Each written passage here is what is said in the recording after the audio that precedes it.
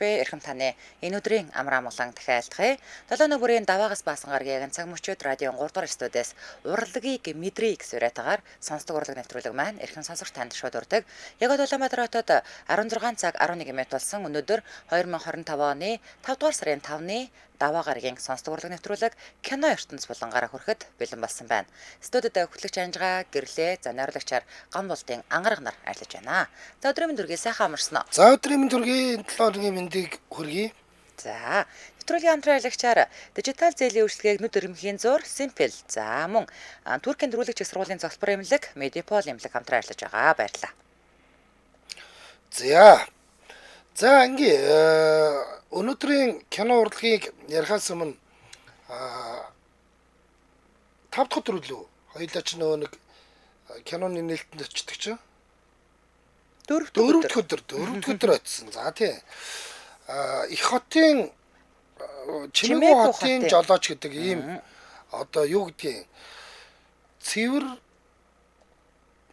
философийн кино гэж хэлэхэд болохоор юм байлээ шүү дээ. Ер нь ийм киноны нээлтэнд очлоо. Үнэхээр одоо манай Жанчвдэржин Сингдорж гэдэг найруулагчийн хувьд бол сүүлд худалдагч охин гэдэг кино хийснээс хойш бол ингээд гаргаж байгаа томоохон бүтээл нь энэ болж байгаа бах.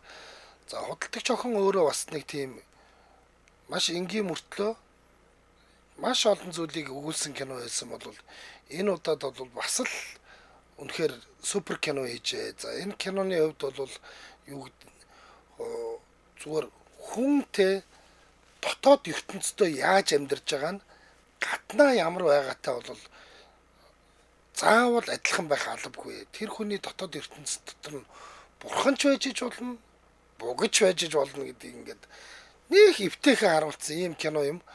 Та бүхэн юун дээр кино театруудаар үзээрэй. 2 цаг 20 минутын хугацаанд таныг ингээд за би бол бүр ингэж ütсэн шүү дээ.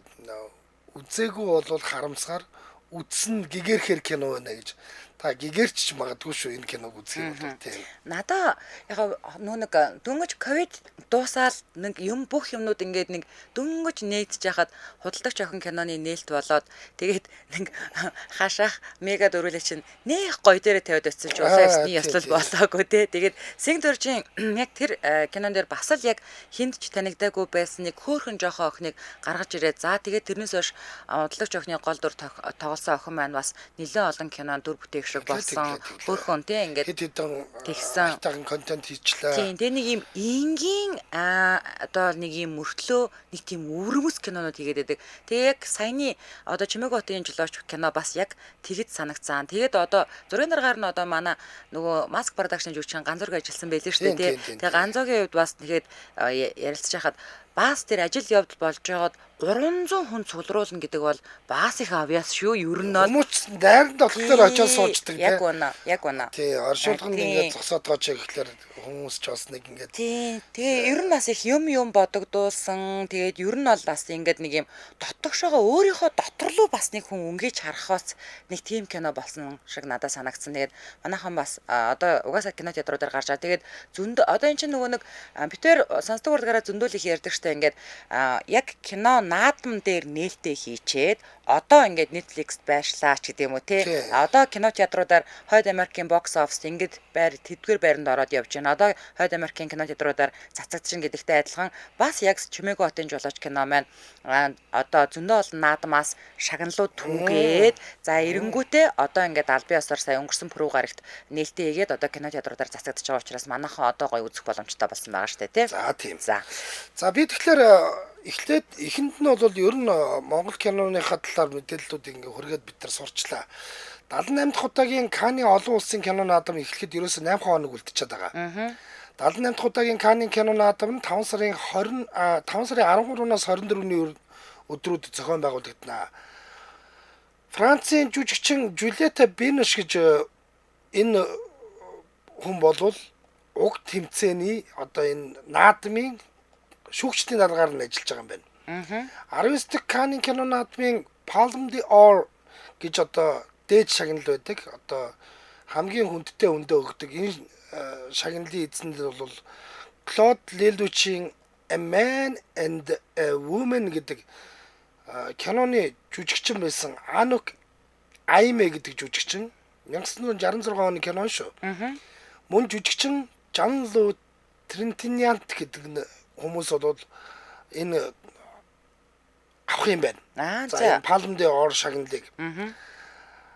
За тийм ч учраас наадмын аль биесны зураг туудсыг бол энэ киногоо оруулаад энэ хүмүүсээ оруулаад хийж байгаа юм байна. Нээлтийн болон хаалтын ёслолын хөтлөгчөөр нь Францын жүжигчин Лорен Лафит гэж хүн ажиллах юм байна. Наадмын нээлтийн үеэр хүндэтгэлийн алтан далдуу мод гэж шагналыг хүмүүст өгдөг. За энэ удаад бол Холливуудын жүжигчин Роберт Ниро энэ хүндэтгэлийн алтан далдуу модыг нь авч байгаа юм байна. За наадмыг Амели Боннины Францын Амели Боннины Бай Бай гэдэг инээдмийн киногоор нээх юм байна. За 11 өдөр үргэлжлэх тус наадамд Монголоос 4 кино оролцож байгаа. Вау. 4 кино оролцож байгаа. За найруулагч Инх Төгсийн I Hate Pink гэдэг ийм кино байна. За мөн найруулагч Жамин Сүрэнгийн Шар хувийн зэрэглээ гэж жанчиж дөржин Жамин Сүрэнгийн кино. Энэ бас нэлээд шуугаад байгаа. Ингээд үзээгүй. Яригдаа яваад байгаа. Жамин Сүрэн хоёрын чинь хинэн ах нь юм бэ? Жамин ах нь гэдэг баг шүү. За. Жамин ах гэдэг шиг санагдаж. Хоёр мундаг найруулагч төрсөн тийм ээ, төрчлөө шүү дээ одоо. За мөн продюсер Баярмаагийн Зүрхний хайртай эгчмэн гэдэг ийм кино. За. Нээлттэй юм байна. Канны кино фестивал дээр. За мөн продюсер Алтан Туяагийн Сар гэдэг кино оролцохоор шалгарсныг Монголын кино урлагийн зөвлөлөөс мэдээлсэн байгаа.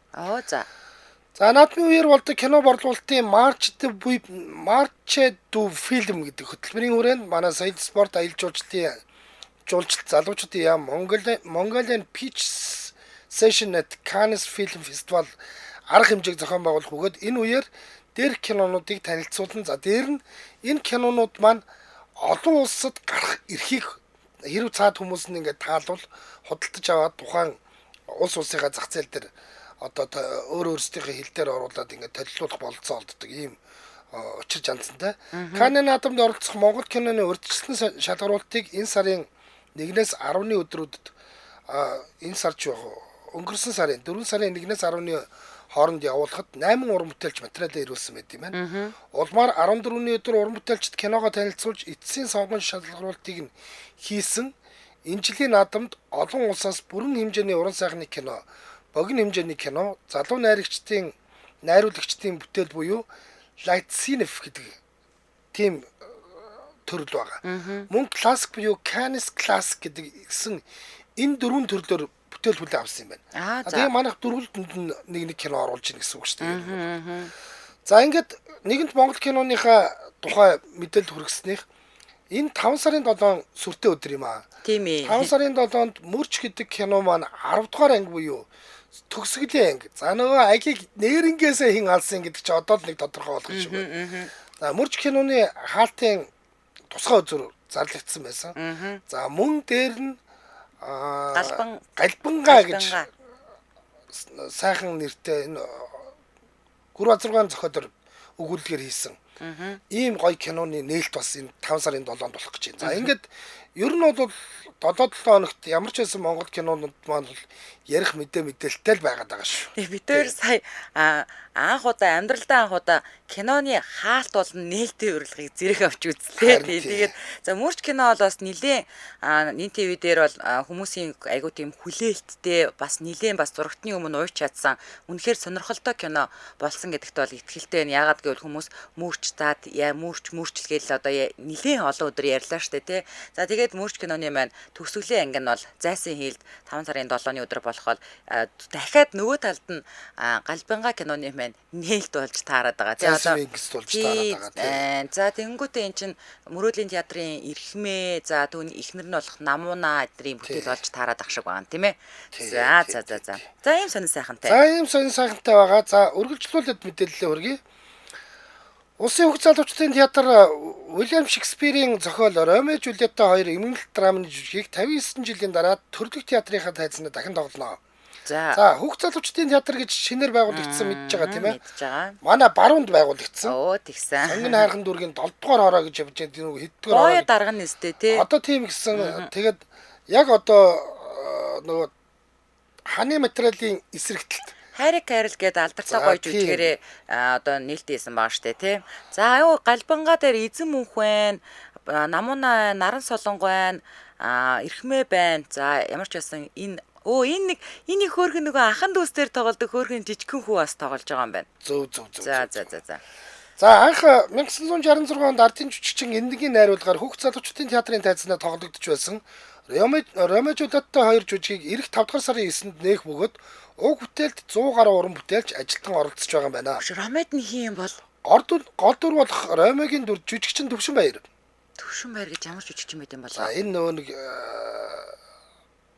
одоо мэдээж Ромео залуу жүжигч манай нөгөө Төвшин дүр биш л байгаа. За одоо манай хамгийн анхны Ромео чинь гэрэл сүрхтэй. Тэгээд тэр үед чинь хин одно ихч Жулета байсан. Дараа нь Жулетагийн дүр дөлгөөн тоглолцсон байсан. Одоо Төвшин Баяр гэдэг жүжигчний сайн мэдгүй л мэдээж залуугийн тоглож байгаа. Харин Жулетагийн дүрд бол жүжигчин Батгэрэл нар тоглох юм байна. Аль нь мэдэхгүй байна. За ингээд урилгаар төрийн сойрголт гавьяа жүжигчин Төмөр Баатар Цэгмтийн Төмөр Баатар гавьяа жүжигчин Нар Мандах соёлын тэргүүний ажилтнанд Аваасан боноор оролцсон жүжигийн ерөнхий найруулагчаар тус театрын найруулагч соёлын тэргүүний ажилтан инхээ ажилтж байгаа бөгөөд ерөнхий продюсераар гавьяа жүжигчин Ариун болд буюу бидний Боё маань продюсераар нь ажиллаж байгаа юм байна.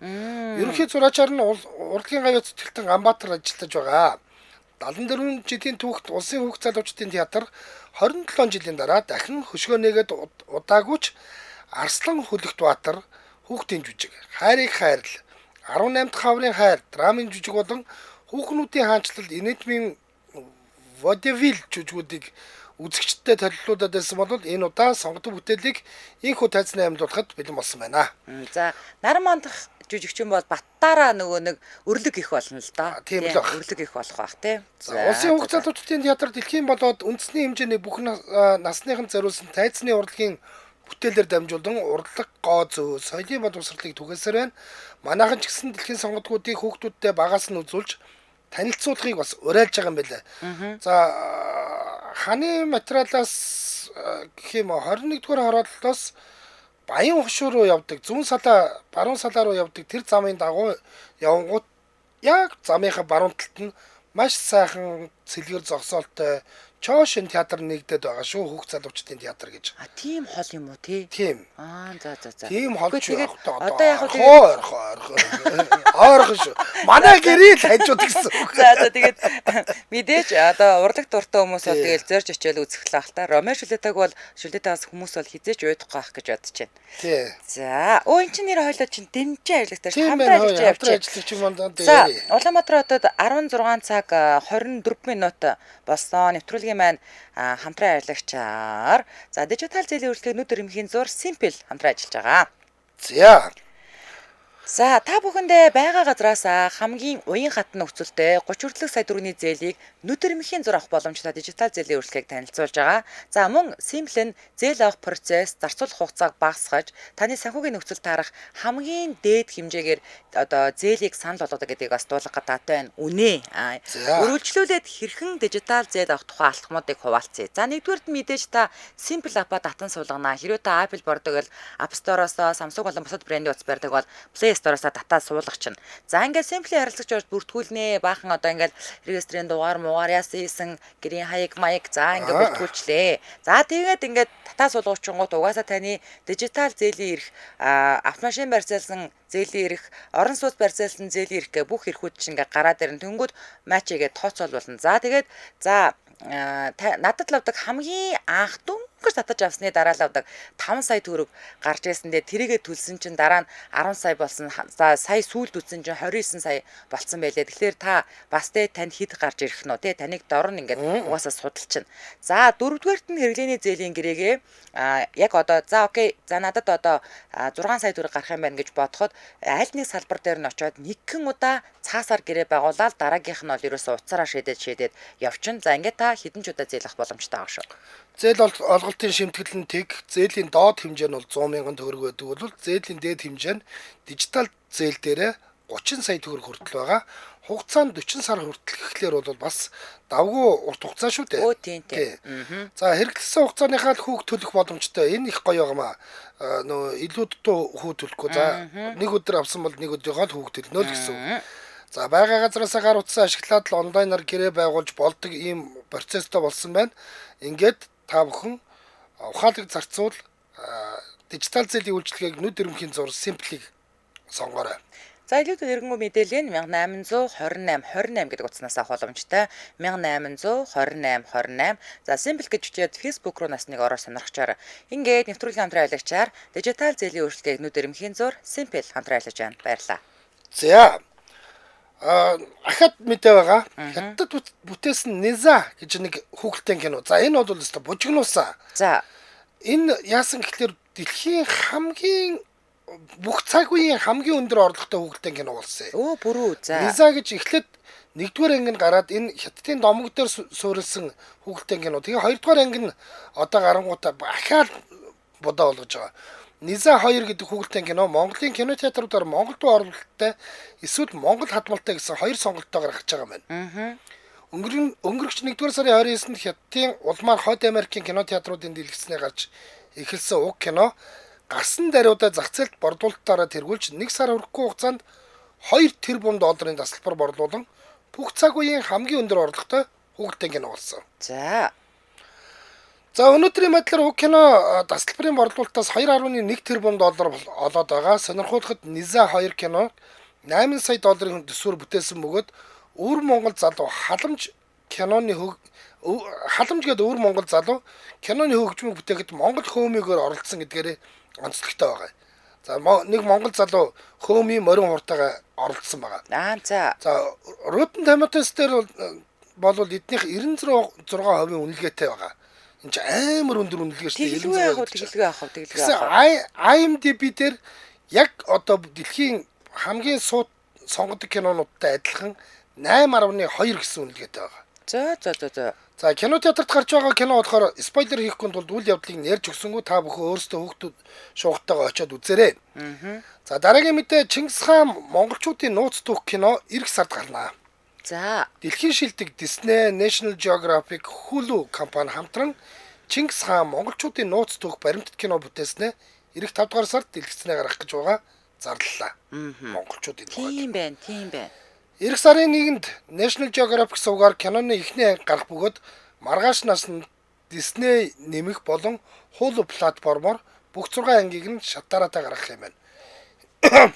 Эхний анги нь Тэмүүжин хаан болох хүүд, хоёрдугаар анги нь Чингис хааны өсөлт, мөн дараагийн ангиуд нь их гүрнийг байгуулсан, зогсогчгүй эзэнт гүрэн, өгөөдөн захиргаа, бүслэлт доорох Европ гэсэн ийм 6 анги гарах юм байна.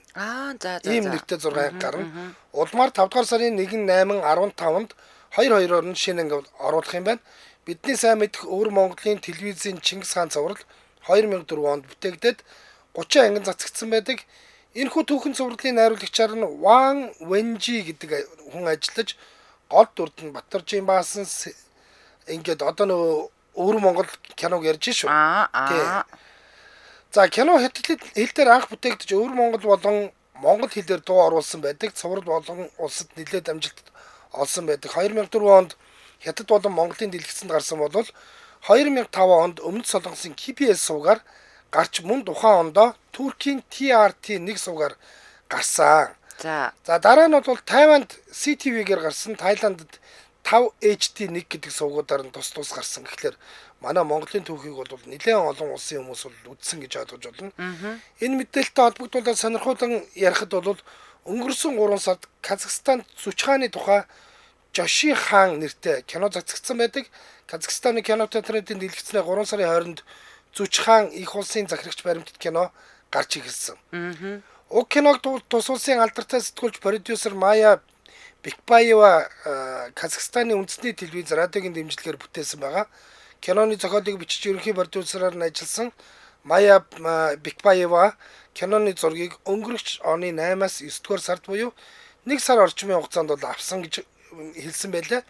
Харин сэдвээ гүнзгий судалж хагас жилийн дотор зохиолоо бичсэн нь өнгөрсөн онд тус улсын ерөнхийлөгчийн дэргэдэх үндэсний хуралдаа зөвлөдөх байгууллагын хуралдаан дээр ерөнхийлөгч Касим Жомарт Такаев зөчийн улсын 800 жилийн ойг тэмдэглэх тухай зарлагад энэ сэдвээр кино хийх санаа төрсөн тухайга Бикбаева Казин форум гэдэг агентлагт ярьсан байлаа.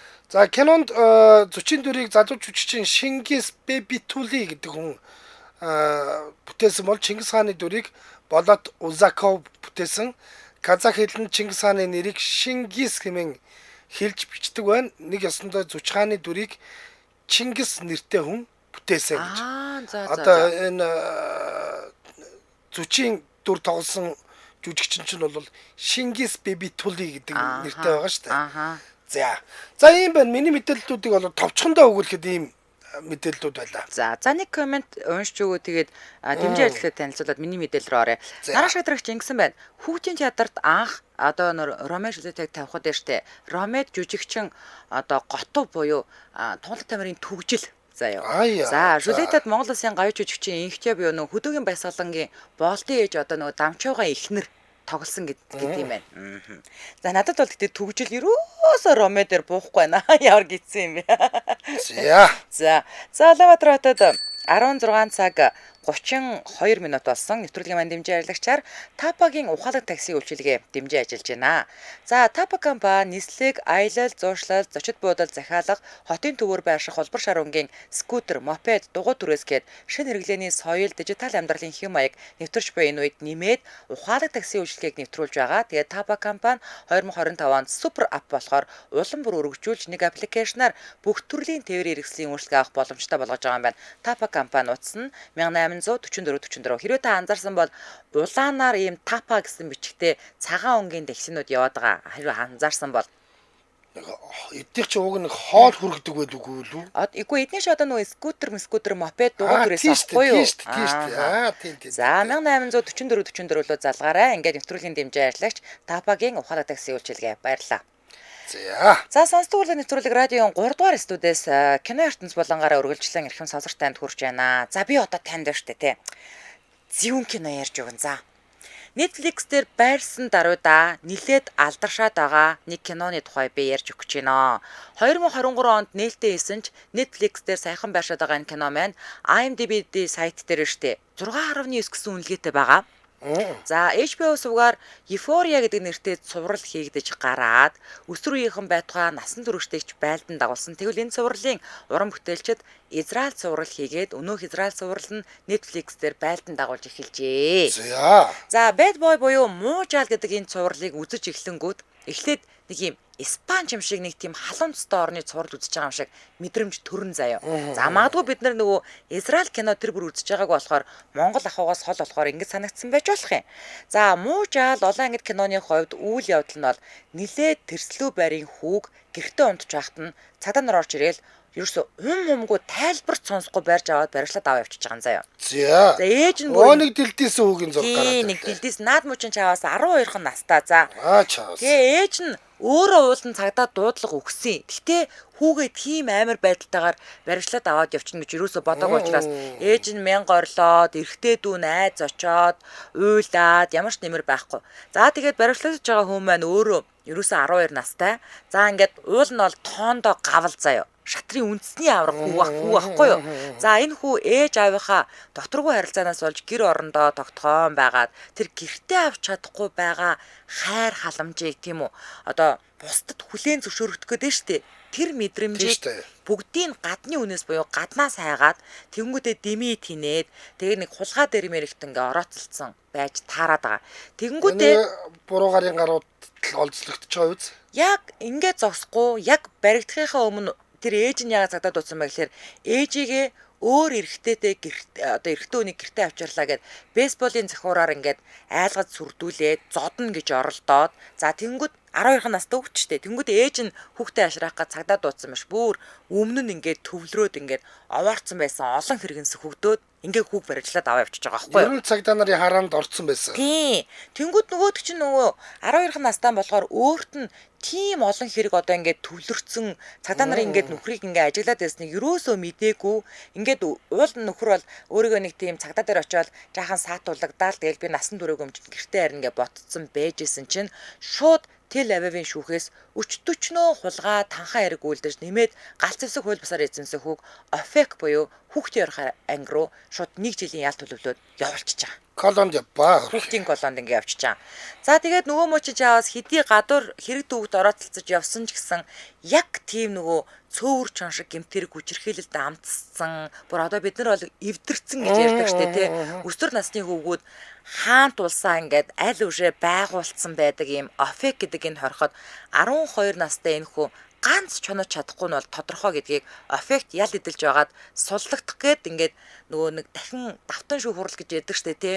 Тийм шүүх хурал магадланд орж байгаа. Шүүхтэр ирж таарсан арай хідэн насаар ах залуу ингээд хараад мэдж байгаа аахгүй юу. За энэ бол нэг ч чонохгүй те чаавас энэ тэсгүй шүү гэд. Тэгэнгүүтээ нөгөө бацааны чинь дуудаж ирэнгүүтээ одоо нөгөө зөвлөгөө өгнө. За тэгэнгүүтээ ийм зөвлөгөө өгч байгаа. Хинийгч яасан ч матаж болохгүй заяа. Хинийч гүлэг болж болохгүй. Хинийч бууны нохой болж болохгүй. Банк дээрэмдэх, дэлгүүр дээрэмдэх гэж хулгай хийж болохч одоо өөрөөсөө тийм ахмад насны хүүхдүүдийн эсрэг ямар ч гэмт хэрэг үлдэж болохгүй. Хүүхдийн ороход үйлчлдэг энэ шоронгийн хуйлуудыг ингээд тайлбарлаж өгч байгаа. За ингээд нөгөө залуу чинь хорих руу буцах замдаа нөгөө хорихын даамал хүүхэнд хилдэг аахгүй юу. За энэ 12-тоо байна бацааныг би дэрэгдээ авъя. Тэгээд энэ бол угаасаа ганц шүнж дисгүй гэж хэлээд зөвшөөрүүлчихэж байгаа. За үнэхээр ч шоронд нь бүхэл бүтэн өсвөрийн нэг маф ажиллаад мафийн шинэ хүүхдүүдээр өөрсөддөө эрэхтэй хууль бус зүйл хийлгээд гар хөлөө болгодог болж чадаагүйг нь хэрцгийлэн хөнөөдөг ийм ширэнгийн дүрм үйлчилж яадаг. За 12 дахь хүүг харсан даруйдаа эсвэлэх гэж оролцсон шоронгийн мафийнхнаас хүүг хамгаалах гэсэн өнөө залуу энэ өстэй амар би трейлерыг хараад цоцсон штэ. Нөгөө залуу хүүгийн одоо хүүгийн нүдээр штэ те гэгэн цагаан өдөр шорон дотор үнэхээр хэрцгийгээр алагдаж амиа алтчихаа яг нүдэн дээр нөгөө эвгээлдээ авч ирсэн залуу нөө тий нөгөө 12 дахь бацааны чинь нүдэн дээр ингээ амиа алтчихж байгаа байхгүй юу. За ингээд хүчирхийлэл хэрцгийлэлтэй Холливуудын кинонууд олон байдагч шоронд байдаг гэж одоо үлгэр домог мэт яригддаг тийм амар аллахыг Netflix-ийн киногоор үзээд хэр баргийн хүн ер нь бол сэртгэх байх. За 12 дахь хүүг хамгаалж нөмөртөө авъя гэдээсэн залуу хүүхдээ орохын мафийнханд хэрцгийлэн хөнөөгцснөөр хүү цаашид яах юм те? Ямар хувь заяа хүлээгдэж байгаа вэ гэдэг асуудлууд гарч ирээд үйл явдал нь маш сонирхолтойгоор өрнжээлээ. За би 5 сарын 2-нд Netflix дээр байшаад байгаа энэ киноны эхний ангийн үйл явдлын л манайхаа ингээд базаад ярьж өгсөн шүү. За нийт 8 ангитай энэ кино одоо Израилийнхаа кино наадмаас шилдэг кино, шилдэг зохиол, шилдэг найруулагч, шилдэг зургийн баг зэрэг 7 номинацид ялалт байгуулчаад нилээд лот явсан байлээ. За үйл явдал нь бол Дин Шемен гэдэг энэ 12 настай хүүг тойрон үргэлжлэх боловч киноны дундуур энэ хүү маань өөрөө одоо рецидив гэмтэргийн ертөнцөөс хэрхэн биеэ татаж авсан те. За алдартай стенд ап комедиан болсон тухайгаа ингээд стенд апынхаа эсгүүдэд ярьж байгаа үйл явдлууд бас орж ирдэг. За тэгээд энэ кино маань өөрөө Даниэл Че нэртэй комедианы бодит амьдралаас сэтүүлсэн гэдгээр онцлог. За ямар тач бидний тэр бүр төсөөлөд байдгүй хүүхдийн хорхийн үйл явдлыг яг боддоор нь харуулж чадсан энэ бүтээл хандлт болон магтаал бол нилээд өндөртөө байлээ шүү. За нэг хамтран аялагчаа яриад дараагийнхаа кинороо оръё. За Улаанбаатар хотод 16 цаг 39 минут болсон. Нэвтрүүлгийн хамтран аялагчаар Туркийн дөрвөлэг чиг сургуулийн залбар эмнэлэг болох Медипол эмнэлэг хамтран ажиллаж байгаа. За ер нь бол Медифол эмнэлгийн Монгол дахь төлөөлөгчийн газар байгуулагдсанаар биднэрт их олон давуу талууд үүсэж байгаа юм аа.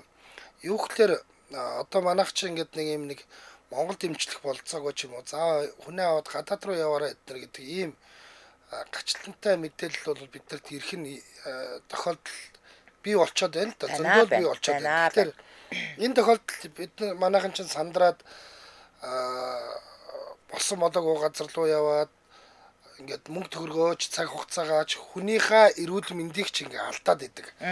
Тэгвэл одоо ямар болж байгаа юм гэхэлэр Монголд хийгдсэн шинжилгээнүүдээ энэ Медифол эмнэлгийн Монгол дахь төлөөлөгчийн газар нь аваач үзүүлээд бид нар цаашаа Медифолын супер докторууд руу нь явуулаад тэд нар нь за энэ хүнээ наашаа аваад ирээ. Бид нар нэрийг хийсэн эмчилж чадах юм байна.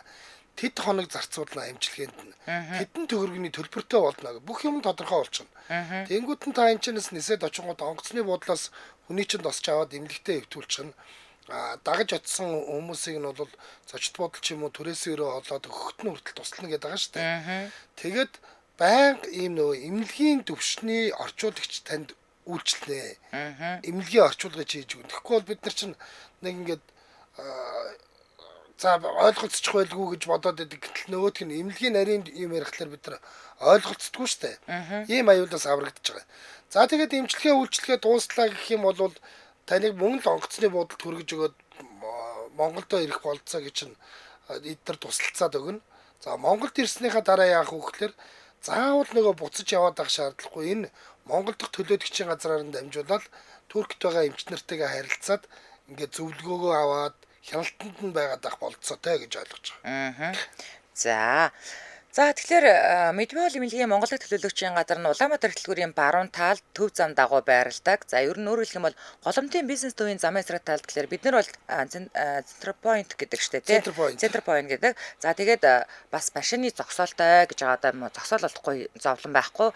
За тэгээд эдний холбоо барих утас нь болохоор ямар утастай вэ? 99 19 6 99 52 32 21 гэдэг дугаараар холбогдорой. Тэгээд Медиапол SGMN гэж салгахгүйгээр бичээд Facebook руу нөрөх боломжтой. Ингээд нэвтрүүлгийн хамтран аялагчаар Туркийн нэрвүүлэг чиг сургуулийн салбар эмнэлэг болох Медиапол эмнэлэг хамтран ажиллаж байна. Баярлалаа. За баярлалаа. За сонсдог урлаг нэвтрүүлэг радион 3 дугаар студиэс урлагийг мэдрийг сүрэтагаар кино ертөнц болонгоор үргэлжлүүлж хурж байна. За түрүүн Казакийн ард түмэн зүчээр кино хийсэн бол Хувлаа хаан шинэ олон ангит кино нээлттэй илээ. За. Хувлаа хаан хятадын олон ангит кино Weibo олон нийтийн сүлжээнд бүрэн хэмжээгээр байрсан талаар хятадын хэвлэл мэдээлсэн байна. За нийт 60 анги тус киног 3 сарын дотор 200 ёоноор үзэх боломжтой болсон байна. За энэ киног 2017 онд хийсэн бөгөөд гол дөрүүдэд дандаа монгол жүжигчин тоглоснороо хятадын өмнөх Хувлаа хаан киноноос ялгаатай. За Ён гүрний түүх одоо ч Хятадд олон асуудал дагуулдаг учраас киног бүтээхийн тулд Хятад, Монгол болон бусад орноос 100 гаруй эрдэмтэн түүхч нарыг бүр уурж авчираад. За зохиолыг бичихийн тулд маш олон эрдэм шинжилгээний хүрээлэн их сургуулиуд оролцсон юм байна. За учир нь үндэстэн хоорондын асуудал орчин үед тун эмзэг асуудал шүү дээ. За одоо яг манай лайвын доорч гэсэндээ ер нь бол тэр Батбаяр Бата гэдэг нэг юм зураггүй манай сонсогч бол байнга нэг юм хятадыг одоо нөгөө муулдаг нэг юм хүн байдгийн. За тэр хүн бас баахан л юм битсэн байна. Манай түүхээр ингээд хятад казакууд кино хийгээд байна гэд. За тэгэхээр яг л ийм л маргаан бас дагуулдаг. Яг гэвэл энэ үндэстэн хоорондын асуудал чинь өөрөө орчин үед маш эмзэг асуудал болчиход байгаа шүү дээ, тий. За тэгэхээр 4 сарын 28-нд нээлттэйгээд байгаа энэ киноны үйл явдлын хувьд 4 хэсэгтэй. За эхний үе нь болохоор Хувлаа хааны залуу нас өрнөө. За 1225-аас 1227 оны хүртэл залуу Хувлаа хаан өвг эцэг Чингис хааныхаа одоо сургаал үүсийг хүлээн зөвшөөрч сургаалыг нь сурч оюун ухаанаа тэлж байгаа үйл явдлыг харуулж байгаа.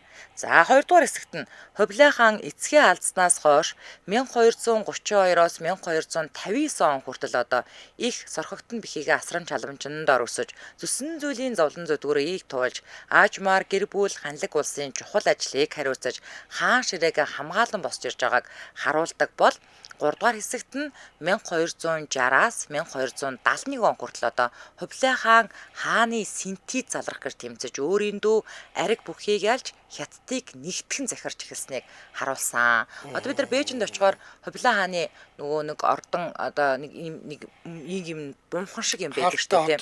Хаалттай хот ч нь бол ерөнхийдөө Хувлаа анх ажлыг эхлүүлсэн л гэж ярьдаг. За харин төгсгөлийн буюу 4-р хэсэгт 1271-ээс 1293 он хүртэл Хувлаа хаан Хятадд өөр үндэстнээс хаан ширээнд суусан анхны эзэн хаан болж Хятад улсыг хүнлэн гултан нэгтгэх улс орныг удирдах ихүүлсээ дуусгасныг нь харуулсан гэж My Dream List сайт дээр бичсэн байна. За тэгэхээр угаасаа бид нар угаасаа Чингис хааны үр удам гэдгээрээ үргэлж бахархаж явдгаа. Тэгээд Хувлаа хааныг яг одоо зарим кинонууд дээр тэр Нанхиад улсад очиод ингээд ямблаад суудсан химийн гэдэг одоо дүүрч байдаг. Ингээд айл өнцгөөс нь яаж харуулах вэ гэдг нь айгүй чухал. Тэгэнгүүтээ бид нар Чингис хааны үр удам гэж омогшдог хэдий ч одоо ингээд яг бүр ингээд задлаад тий ингээд энэ хаадараа кино байвал бидэрт маш гоё түүх байгаа хэдий ч одоо хөрөнгө мөнгө нь болдогсон ч юу, зохиол нь болдгоонсам ч юу, ер нь ингээд кино хийж чадахгүй тэгэл одоо хийж чаддаг хүмүүс нь одоо ингээд улсууд нь хийгээд л байгаа байлгүйдэл гэж би бодож штэ. Яг гоо бид нар өөрсдөө эхлээд сайн хийдэг болох хэвээр. Тэгээд бид нарыг бас хүмүүс эдгээр бас кино хийдэг юм байна гэдээ тоогоод эхлэх юм бол одоо энэ солонгосчууд Netflix-ээс 2.5 тэрбум доллар татаж чадчих штэ. Тийм штэ, яг үнэ. Бид нар бас энэ өөрсдийнхөө түүхэн дээр ийм хөрөнгө татаад хамтраад ийм кино хийх болцоо бол байгаа юу байгаа. Бид нар одоо жишээл хятадууд ингэж штэ. Яг үнэндээ бол Хувлаа хааны үе гэдэг чинь бол хятадууд монголчуудад дарлуулж исэн үе шүү дээ. Тийм. Гэтэл хятадууд болохоор Хувлаа гэдгийн босгосон тэр Юан династи гэдэг чинь бол манай хятадын эзэнт гүрэн байсан ингээд одоо юу гэдгийг манайх болгочихж штэ. Манайхчлаа дээ штэ тий. Тэгэнгүүт манай чинь нэг аюултай юм байдаг. Юм болгоныг зөвхөн өөрийнхөө болгох гээд ингээд бусдын имийг болгохлоор ингээд өөр юмсэгтэж шатдаггүй гэх юм уу та. Бидний энэ нэг зан төрөх чинь бас хүмүүс хамтран ажиллахад айгүй хэцүү байгаа байхгүй. Нөгөөдөл нь ингээд нөгөө нэг хамтран ажиллах гэдэг ангууд нь наад чинь манайх битгий манай хүнийг муухай харагдуулах гэдэг. Битгий манай түүхийг ингэж юу яах гэдэг. Манай хүүхнүүд ийм байгаагүй өдр гэдэг. Ингээд ахлаар чи хүн хамтарч ажиллахад хэцүү үстэй. Тийм. Тэгээ угаасаа одоо ингээд Чингис хааны эзэнт гүрэн, Монголын эзэнт гүрэн гэдэг чинь өөрөө хичнээн улсыг өөрийнхөө одоо ингээд мэдэлд байлгаж байлаа да тий. Тэгээ ямар сандаа одоо тэр нөгөө нэг дэлхийн өнцөг булан бүртэл хөх толгот монголчууд буюу бидний өвөг дээдсүүд ингээд байж л байгаа. Тэгээд ийм л юм чинь одоо нэгэнт нөгөөдөл нь задраад ингээд тусдаа улс гүрнүүд болоод явцсан хүмүүстэй одоо бид нар яг энэ дээр ингээд маргалдах юм бол бүр амар юм болно. Бөөн зөрчилдөө үүснэ угаасаа. Тэгээд эн чинь түүхээрээ л үлдэн л дээ яаж ч бас тэгээд нууц товчон дээр тэгтээ дөрвөө бүх юмнуудын сайхан бичээд хураангуулсан байгаа юм чинь тий. Би бол манай түүхээр тэнд ч нэг кино хийгдээд энд ч нэг кино хийгдээд явахлаар би бол баярлдаг. Яагаад гэвэл эн чинь биднийг сонирхох хүмүүсийг бий болгоод байгаа. Яг үнэ. Тэрэн дээр нь одоо жишээ энэ хятад хүн гэж хэлэхгүй байгаа шүү дээ. Монгол хүн байсан Хувлаа хаан. Тэгээ Монгол Чингис хааны өвөр байжгаад ингэж одоо өөрийгөө боловсруулад нилээ эрт урагшаага явуулсан байсан. Мянган цэрэгтэй ч үлдээ явуулаад хаширчин ингээл нэг л уучраа олохгүй тэгэл хойноос нь сорхтон бихи хатан ч нь бол зөвлөхүүд тэгэл мундаг хүмүүсийг явуулсаар юм байгаад ингээд бас нэг том одоо өдөртөгчийг бий болгосон шүү дээ. Тэр түүх нь одоо яг л адилхан тэрэн дээрээ гараад явж байна те. Тэгээд Яоны түүх гэл ингээл Яон гүрэн гэл ингээл явна. Ариг бүхтэйг алалцсан үнэм түүх байж л байгаа тэр. Ингээд түүхүүд нь гараад энэ бүхний чи эцэд хүмүүстэй ингээд олон газар хүмүүс үзэх юм бол энэ Монголын түүх зэвүүнтэй. Бид нар нэг ингэдэж шүү дээ. Энэ Грекийн домгууд зэвүүнтэй гэдэг шиг тэгж л үзэх. Яг үнэ. Хандлага нь бий болно шүү дээ. За энэ үрээд 2025 оны 5 дугаар сарын 5-ны даваа гарагийн сонсдог урлагийн нэвтрүүлэг радион 3 дугаар студиэс урлагийг мэдрий гэсэн урайтаагаар кино ертөнц булангараа шууд хүрээд өндөрлөж байна. Нэвтрүүлгийн хамтран аялагчаар Туркийн дэрвүүлэгч сургуулийн залбарын эмнэлэг болох Медипол эмнэлэг за мөн дижитал зээлийн өөрчлөлтийг нүд эрмэлхийн зур Simple хамтран ажиллаа баярлаа. Баярлалаа анжгаа. За баярлалаа. Өргөлөөр ихэн сонсогчдаа цаг бүрийнхэнд явдаг радио мэдээг үйл авч сонссны дараа хөгжилтэй хөнгөн байцгаа гэсэн урайтаагаар яараа нэвтрүүлгийн шинэхэн дугаарыг хүлээн авч үзэж сонсоорой. Дэлхийн монголчуудын MJL радио 88.3